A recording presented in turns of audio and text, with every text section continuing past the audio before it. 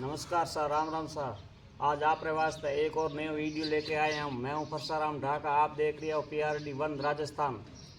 आज मैं ओसिया विधानसभा रे मायने जुड़ में आवड़ूँ और जुड़ रहा हमारे पूनाराम जी लोड़ जो पूर्व पंचायत सरपंच रिवड़ा है पुरानी टेमरा और बुजुर्ग है और हमारे साथ मौजूद है।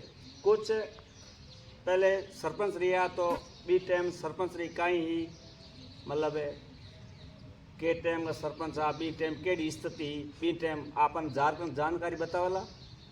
पुनाराम जी नोन प्रणाम। जमेश्वर भगवान।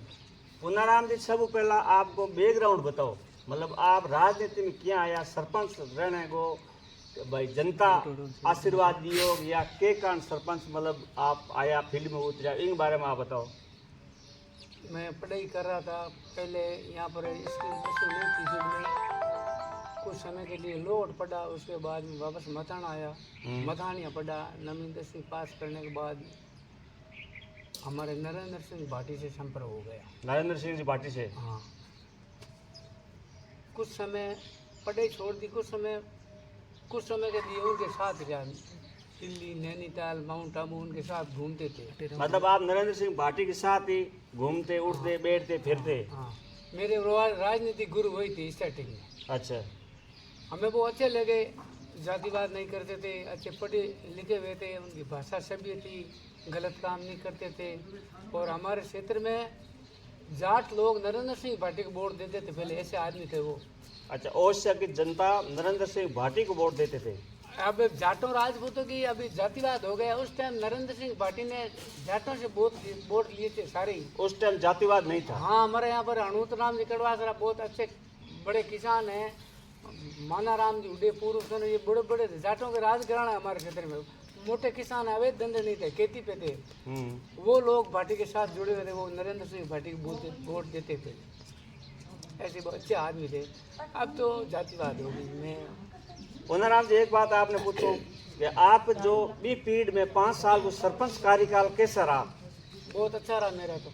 अच्छा, और सपोर्ट किन किन लोगों का रहा उस समय सरपंच कार्यकाल के समय? मेरे गांव में हाँ। सतीश गोम का सपोर्ट था मेरा। और कोई बड़े नेता का या कोई किसी का हो तो बताओ। बेटा पहले अशोक जी के साथ में था मैं। अच्छा। 1995 में सरपंच बना था, उस टाइम गहलोत साहब इलेक्शन लड़ रहे थे लोकसभा का, और मैं बुद्धान जी साण मतानिया ओम जी बू पाबू जी गहलोत मताने CM साहब के साथ में 2-3 दफे अंडाराम मास्टर पड़ी फांटा साथ में हम प्रचार के लिए गए थे 2-4 दफे। अच्छा अच्छा। गहलोत जी की प्रचार MP के टाइम की बात है। सामने जसवंत सिंह जी थे। अच्छा। तो ही हम उतने पागल थे, इनके साथ रहे, हमारी गलती वो भूल है कि जातिवाद सब करता है। पहला आप करने मतलब की पार्टी में आप ज्वाइन? सबसे पहले कांग्रेस,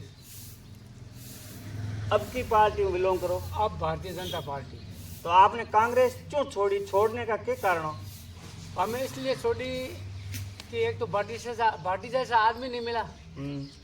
परसाम जी तो बहुत अच्छे आदमी थे, हम उनका मान सम्मान करते हैं, अगरबत्ती करते हैं उनको याद। फिर ये इनके परिवार था नहीं, ये भोपालगढ़ से ओसी आया, तो ये अच्छे ही थे, पर ये जातिवाद ज़्यादा करते हैं, इसलिए हमें ये राज नहीं। क्योंकि हम भाटी के साथ रहे थे, भाटी ने कभी MLA रहते हुए 4 दफे नरेंद्र सिंह भाटी MLA, कितने बार? 4 बार। एक बार रामलानी से हारे थे जनता दल पे टिकट पे, ओम प्रकाश चौटाला आए थे ओसी में, उस टाइम भट्ट साहब गुणिया सी वोटों हार गए। ये लोग जातिवाद पे ज़्यादा चलते हैं, इसलिए हमारे ये रास नहीं है। दूसरा हमारे इनको कोई पर्सनल झगड़ा नहीं, कोई लेन देन नहीं है। मतलब आपने कांग्रेस जातिवाद के कारण ही छोड़ी थी? हाँ, छोड़ी थी। अब आप बीजेपी ओसिया विधानसभा क्षेत्र में बीजेपी में हो और 2023 रो चुनाव मतलब है सामने ही आ गयो। और कांग्रेस और टिकट तो क्लियर हो ही गयो। अब बीजेपी को आप एक प्रत्याशी रूप में ओसिया को संभावित उम्मीदवार कौन हो सके? बीजेपी का फिलहाल मेरी 70 साल उम्र है।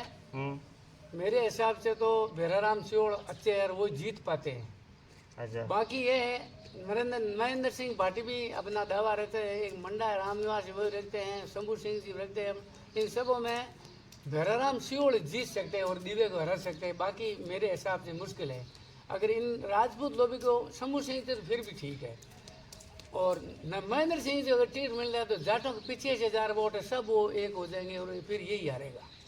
पुनाराम जी एक बात आपने पूछना चाहूँ कि जैसे बीजेपी हूँ भेराराम जी सियोड़, कांग्रेस हूँ दिव्या जी मदेरणा और तीसरो मतलब निर्दलीय कोई समूह सिंह खेतासर हो जाए तो फिर मतलब नुकसान है कि आदमी न हो सके।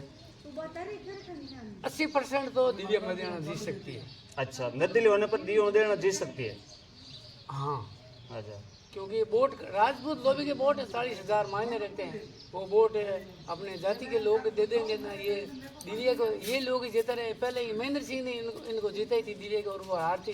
तो एक निर्दलीय खड़ा हो जाए तो फिर दिव्या तो सूती जीते। हाँ हाँ, वो जीत सकती है। अच्छा, तो आप मतलब आपके हिसाब चेता चेहरा है भेराराम सियोड़, मतलब भेराराम सियोड़ ही सीट निकाल सकता है बीजेपी को।